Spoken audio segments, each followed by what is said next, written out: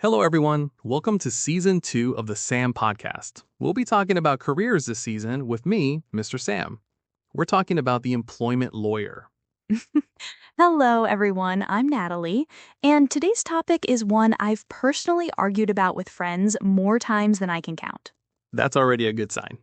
Today, we're talking about learn about the employment lawyer, a career that sits right in the middle of work, law, power, and fairness. Exactly. Employment lawyers are everywhere, but people don't always realize it until something goes wrong at work. And when something goes wrong, it usually goes very wrong. Yes. So let's start simple for our intermediate listeners. What does an employment lawyer actually do? An employment lawyer deals with the legal relationship between employers and employees. That includes hiring, firing, wages, discrimination, harassment, workplace safety, and workers' rights. So basically, they step in when the balance of power at work becomes unfair. Exactly. They can represent employees or employers, and that's where our debate begins. Ah, yes. Whose side are they really on? That's the big question. Some people see employment lawyers as protectors of workers. Others see them as defenders of companies. And some see them as both, which can feel confusing or even uncomfortable. Let's unpack that. Employment lawyers can work for individuals who've been mistreated. Or for companies trying to avoid lawsuits. Same law, very different goals. Here's my first argument. Employment lawyers who represent companies often help protect unfair systems. Strong opening statement. Care to explain? Sure, when a company has more money, more power, and better legal teams, the playing field isn't equal. Employment lawyers sometimes help companies minimize responsibility instead of fixing problems. That can happen, but it's not the whole picture. I know. You're going to say they also help companies follow the law.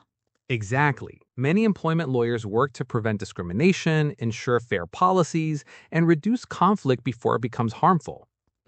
Prevention doesn't always feel as heroic as fighting injustice after it happens. True, but preventing harm can be just as valuable as correcting it. All right, I'll give you that point.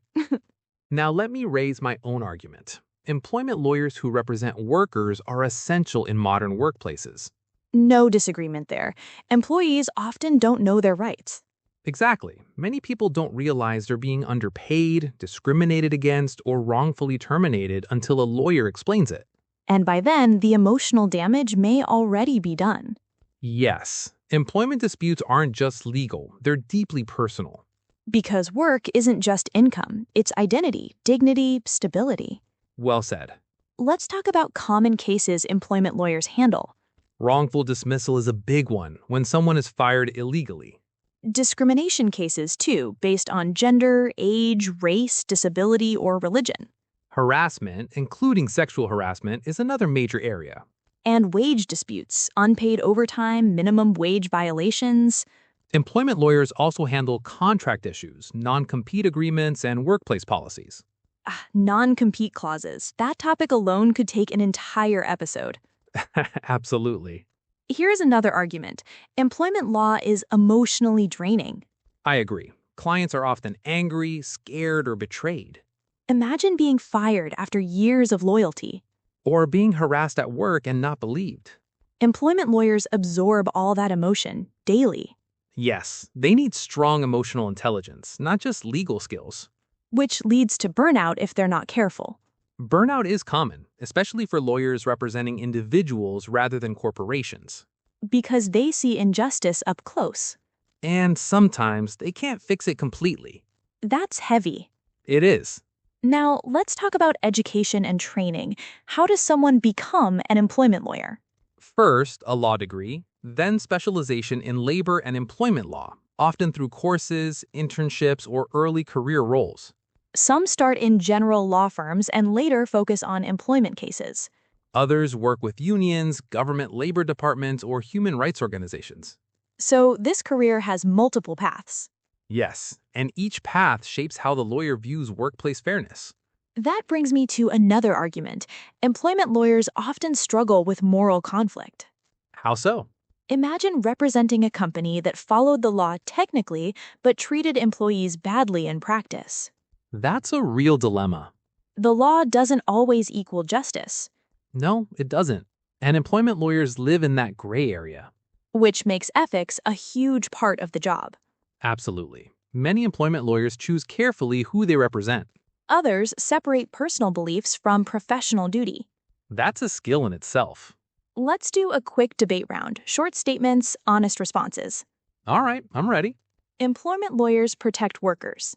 Often, yes. Employment lawyers protect companies. Also, yes. Employment lawyers make workplaces fairer.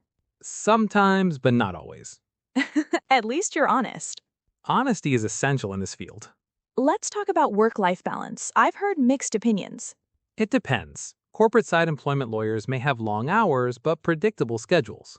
While lawyers representing employees may deal with urgent cases and emotional emergencies. Court deadlines, negotiations, sudden terminations, it can be stressful. So flexibility is limited. Often, yes. But the satisfaction can be high when justice is achieved. Very high. Winning a case that restores someone's dignity is powerful. Let's talk about skills beyond law. What makes a good employment lawyer? Communication. Clear, calm, and persuasive. Negotiation skills, too. Many cases settle before court.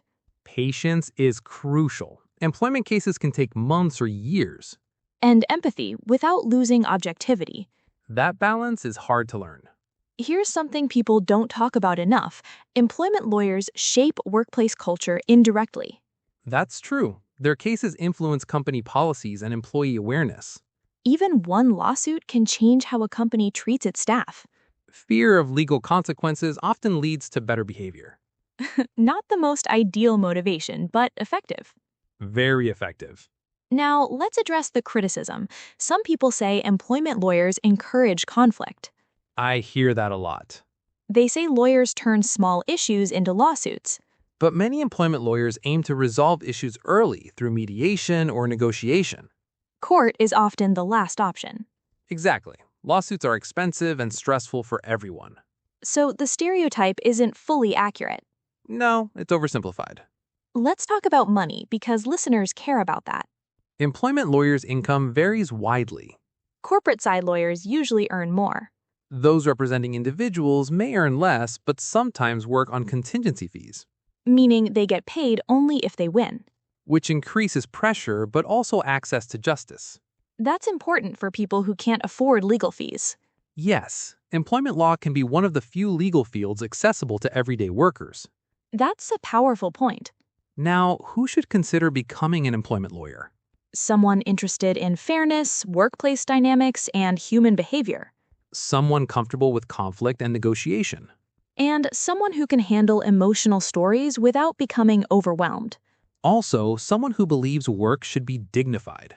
That belief really matters here. Let me ask you, Natalie, has your opinion changed during this discussion? Yes and no. Fair answer. I still think employment law can be morally complicated, but I now see how necessary it is.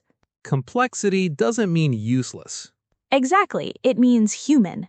Employment lawyers deal with real people, real livelihoods, real pain.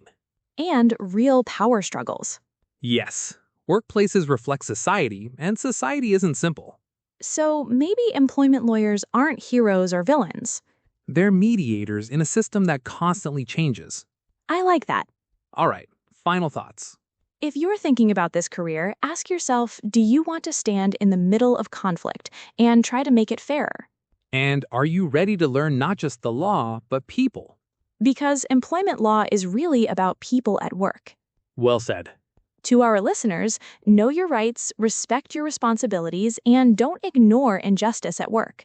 That brings us to the end of today's episode on Learn About the Employment Lawyer, the challenges, the debates, and the impact. Thank you for listening.